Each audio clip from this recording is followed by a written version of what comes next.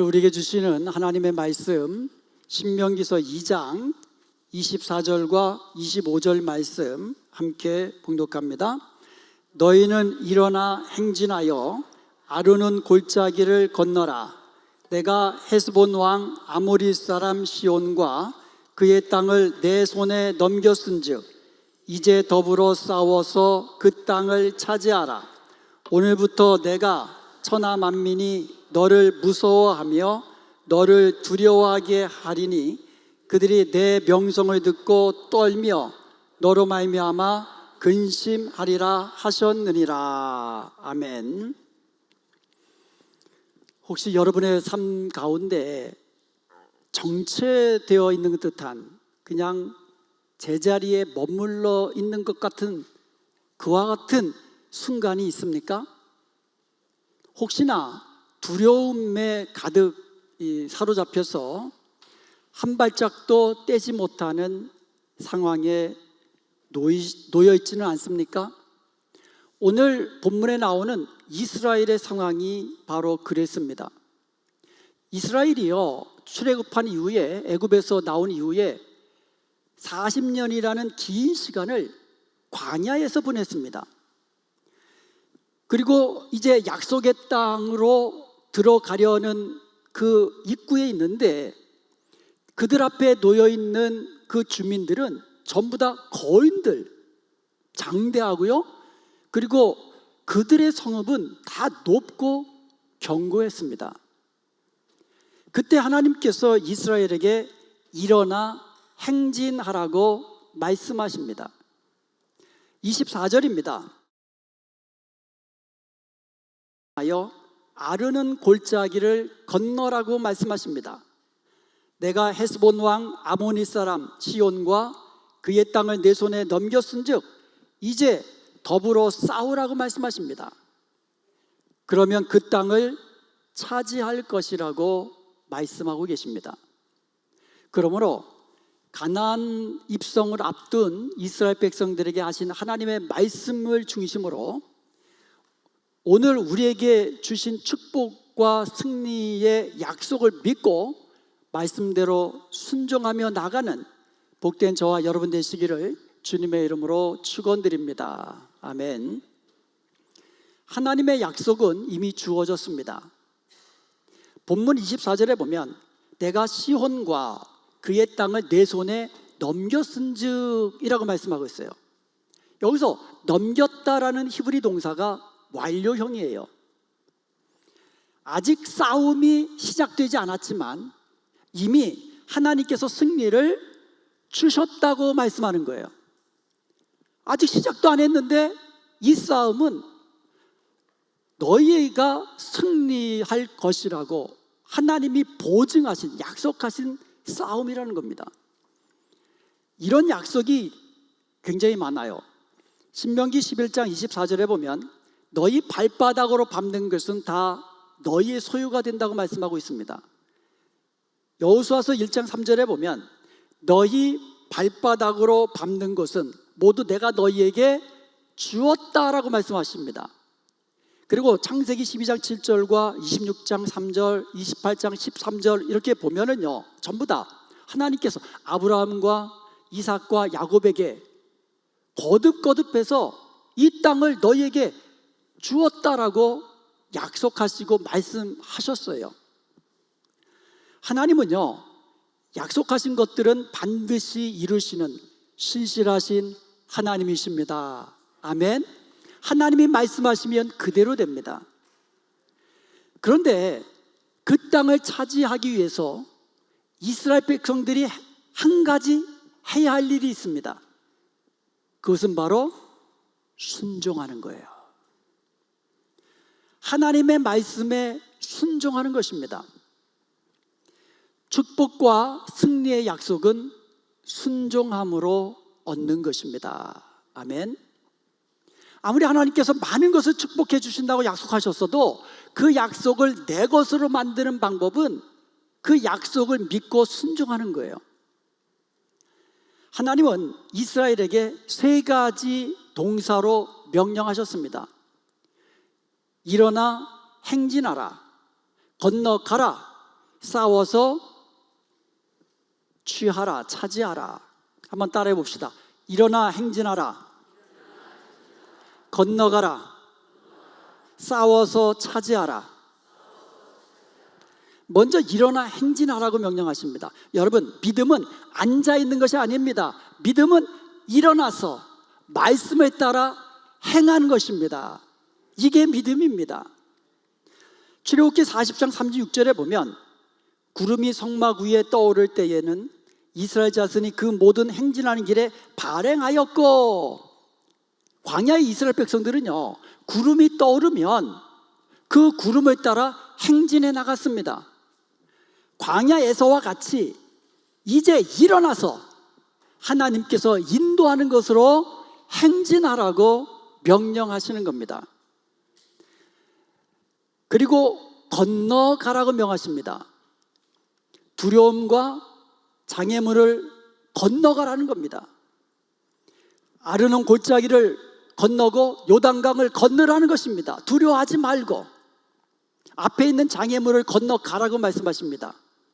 그리고 싸워서 차지하라고 명령하십니다. 여러분, 약속은 준비되어 있지만 순종함으로 싸워야 그것이 내 것이 되는 것이에요. 아멘. 결국 약속은요, 순종의 발걸음 속에서 이루어지는 겁니다. 머물러 있으면 약속은 그냥 글자에 불과한 거예요. 그렇지만 순종하여 일어나서 행진하며 건너가서 싸우면 그 축복의 약속이 내 것이 되는 줄로 믿습니다. 머물러 있으면 아무 일도 일어나지 않아요. 하나님의 약속을 믿고 일어나서 행진하고 건너가서 싸울 때 하나님의 약속된 축복이 내 것이 되는 겁니다. 그렇다면 누구랑 싸우라고 하실까요? 싸움의 대상이 누구일까요? 먼저 하나님은요, 싸우지 말라고 하신 대상을 알려주셨어요. 한번 지도를 한번 보겠습니다. 지도를 보시면 이스라엘 백성들이 이제 밑에서부터 올라오잖아요. 그럼 거기에 보면 세일산 주민이 나옵니다. 이 세일산 거주민들은 에돔 족속이 사는 곳이에요. 에돔 족속은요, 에서의 후손입니다. 이삭의 아들 야곱의 쌍둥이 형이잖아요. 그래서 신명기 2장 4절과 5절에 보면 그들과 싸우지 말라. 왜냐하면 하나님이 세일산은 그 에서에게 주셨기 때문이라고 이야기합니다. 세일산 지역은요, 하나님이 이스라엘에게 기업으로 주신 땅이 아니라는 거예요. 하나님이 주신 땅이 아니기 때문에 그냥 싸우지 말고 그 땅을 지나가라고 말씀하신 거예요. 그리고 모압과 암몬이 있습니다. 그래서 밑에서 올라오면 이제 모압이 나오죠, 암몬이 나오죠. 모압과 암몬은 롯의 후손이에요. 아브라함의 조카 롯의 후손입니다. 그래서 모압은 큰딸이 낳은 그 아들의 족속이고, 또 암몬은 둘째 딸이 낳은 그 아들의 족속입니다. 그래서 신명기 2장 9절에 보면 모압을 괴롭히지 말라, 그와 싸우지도 말라, 그 땅을 내가 네게 기업으로 주지 아니하였다고 이야기하십니다. 이는 내가 롯 자손에게 기업으로 주었음이라. 그래서 모압 땅은 하나님이 이스라엘에게 기업으로 주신 땅이 아니에요. 그렇기 때문에 모압 백성들과는 싸우지도 말고 다투지도 말라는 거예요. 암몬도 마찬가지예요. 신명기 2장 19절에 보면 암몬 족속에게 가까이 이르거든 그들을 괴롭히지 말라, 그들과 다투지도 말라. 암몬 족속의 땅은 내가 너에게 기업으로 주신 땅이 아니라는 겁니다. 암몬 족속의 땅은 내가 그것을 롯 자손에게 주었노라. 하나님이 기업으로 주시지 않은 땅은요, 그 땅이 아무리 비옥한 땅이라 해도 차지할 수 없는 거예요. 가다 보니까 그 땅 주민이 만만해 보여요. 아, 이 정도는 싸워서 이길 것 같아. 그래도 싸우지 말라는 거예요. 이길 수 있어도 싸우지 말라는 거예요. 하나님이 너희에게 주신 기업이 아니기 때문이라는 거예요. 반면에 싸워서 차지하라고 말씀하신 땅이 있습니다.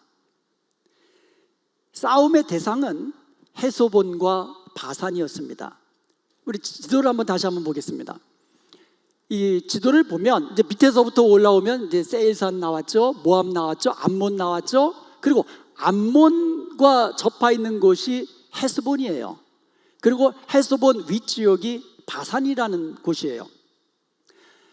헤스본 왕과 바산 왕의 공통점이 있습니다. 두 왕 모두 다 아모리 족속의 왕이라는 공통점이 있어요. 모세가 먼저요 사람을 보내가지고 헤스본 왕 시온에게 사람을 보냅니다. 우리가 너희와 싸우지 않고 그냥 지나만 가겠다. 지나만 갈 테니까 길을 내달라고 요청을 합니다. 그런데 헤스본 왕 시온이 거절을 합니다. 그래서 전쟁이 일어난 거예요. 아모리 족속은요 키가 장대하고 덩치도 이만하고 그들의 성읍은 높고 견고했습니다. 그래서 사실 이스라엘 백성들 입장에서 보면 그냥 안 싸우고 지나가고 싶어요. 그런데 그들이 지나가기를 거부합니다. 그래서 전쟁이 일어났는데 알고 봤더니 그 땅은 하나님이 이미 이스라엘 백성들에게 기업으로 주시기로 약속한 땅이었던 거예요. 아모스서 2장 9절에 보면 아모스 사람들은 이렇게 이야기합니다. 그는 백향목 높이와 같고 또 크다는 거예요. 그리고 강하기는 상수리 나무 같으니, 상수리 나무처럼 아주 강하다는 거예요. 신명기 3장 11절에 보면 바산 왕 옥에 대해서 이렇게 이야기합니다. 둘 다 아모리 족속이라고 그랬잖아요. 이 바산 왕 옥이 얼마나 거인이었는지 나무로 만든 침대에서는 잠을 못 자요. 침대가 부러지니까. 그래가지고 그의 침대를 철로 만들어서 철로 침상을 만들었는데 그 침상의 크기가 길이가 9규빗이요 너비가 4규빗이라 했어요. 한 규빗이 손끝에서 팔꿈치까지예요. 보통 45cm로 치는데 크게 보면 50cm까지도 봅니다. 짧게 잡아서 45cm를 보면 9규빗이면 무려 4m가 넘어요. 침상 철로 침대를 만들었는데 그 길이가 4m가 넘어요. 그럼 넓이는 1m 80cm예요. 그러니까 2m 가까이 되는 거예요. 넓이가.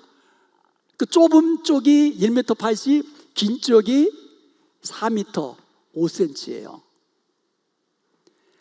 아모리 족속이 이렇게 거인들이에요. 신명기 3장 11절에 보면 르바임 족속이라고 되어 있고요. 르바임이라는 뜻 자체가 거인, 강한 자라는 뜻이에요. 출애굽기 1세대는요 이렇게 거인 족속, 그 다음에 그 강성한 족속들을 보고 두려워했어요. 그리고 그들의 성읍을 보고 입이 떡 벌어지는 거예요. 성읍이 높고 견고한 거예요. 싸울 수 없다, 이길 수 없다.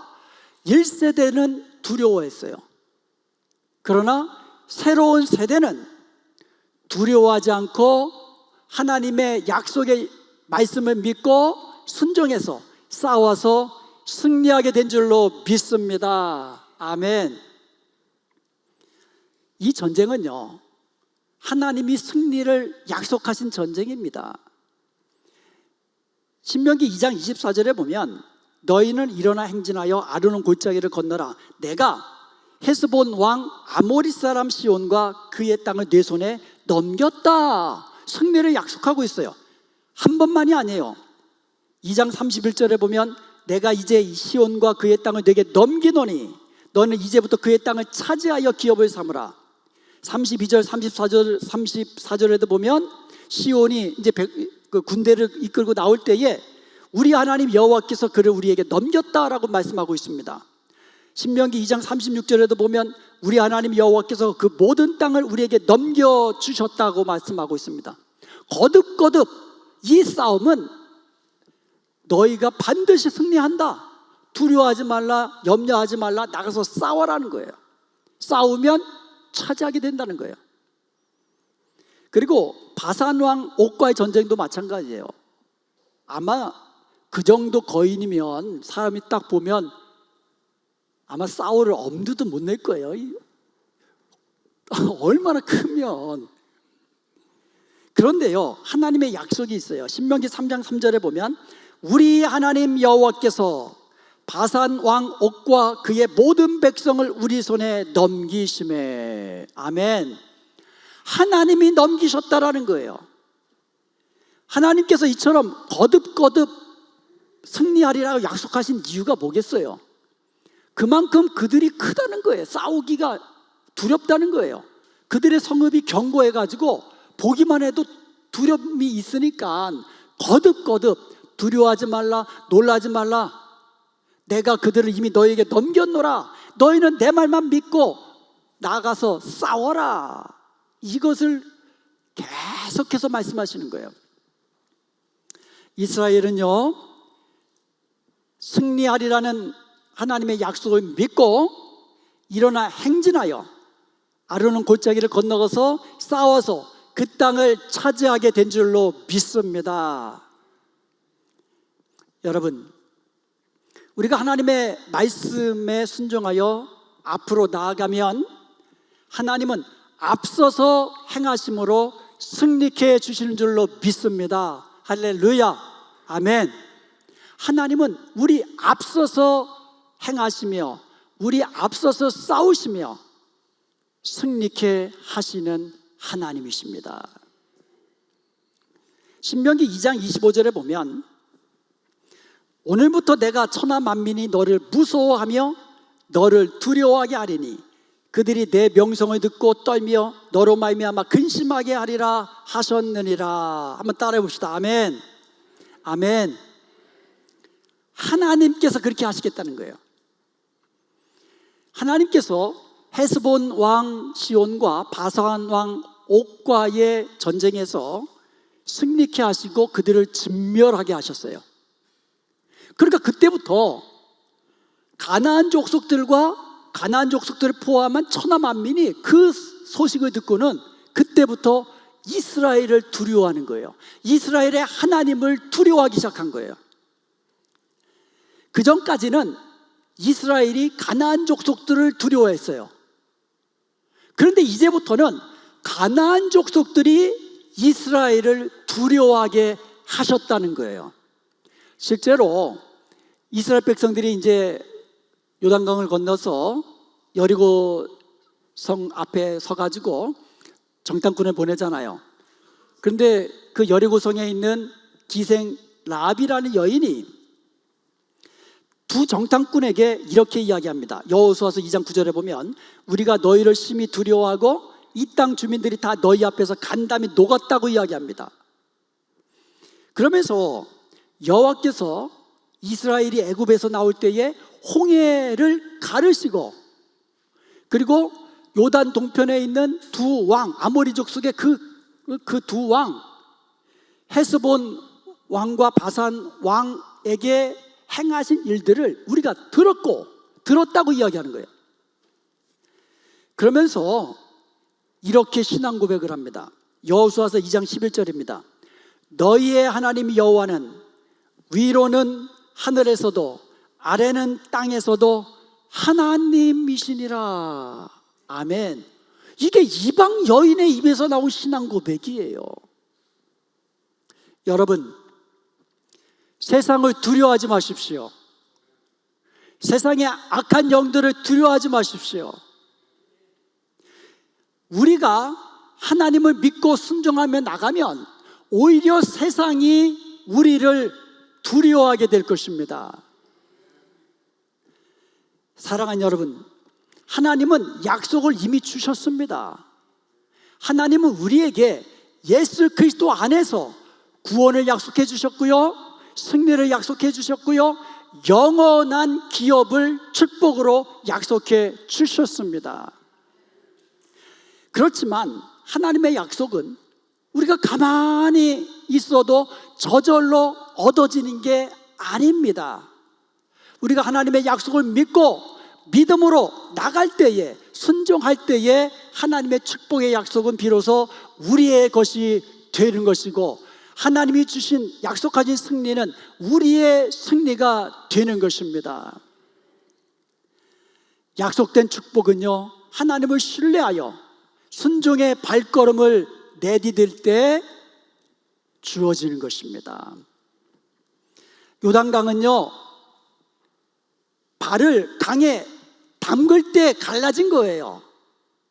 여리고성은요, 침묵으로 7일 동안 하나님의 약속 그 말씀에 순종해서 여리고성 주위를 7일 동안 행진할 때, 믿음으로 순종하여 행진할 때 무너져 내린 것입니다. 하나님은 이제 우리에게 일어나 행진하라고 말씀하십니다. 일어나 행진하라.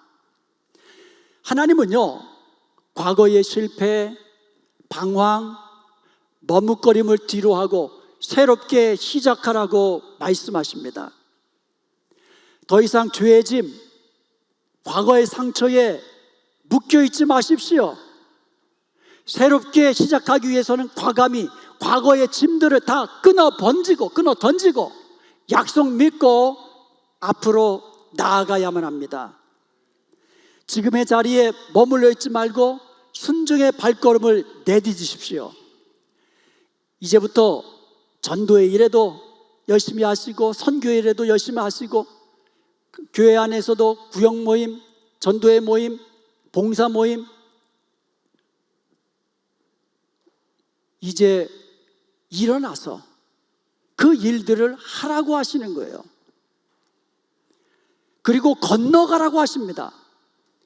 두려움을 물리치고 장애물을 건너가라고 하십니다. 여러분, 전도할 때 두려움이 있으십니까? 전도의 두려움을 물리치라고 하시는 거예요.